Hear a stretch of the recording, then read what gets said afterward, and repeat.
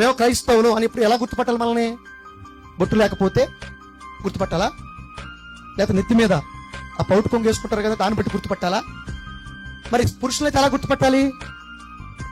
మరి ముస్లిం సోదరులు కూడా వాళ్ళు కూడా బొట్టు పెట్టుకోరుగా? లేదా మన భారత సాంప్రదాయం ప్రకారం, సంస్కృతి ప్రకారం భర్త చనిపోతే భార్య ఏమవుతుంది? బొట్టు తీసేస్తారా? తెల్లటి చీర కడతారా? మరి వాళ్ళు కూడా తెల్లటి బట్టలు వేసుకుంటారు, దాన్ని బట్టి గుర్తుపట్టాలా?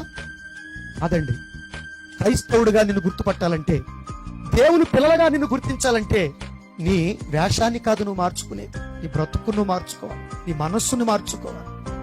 నీ బ్రతుకే బైబిలుగా మారాలి. మనం చూడు అప్పుడప్పుడు వెళ్ళి పత్రిక ఇస్తాం, ఏమండి యేసుక్రీస్తుని నమ్ముకోండి, ఏమండి దేవుణ్ణి నమ్ముకోండి, ఏమండి అప్పుడప్పుడు మన సువార్తలకి అనేక మందికి చెబుతాం.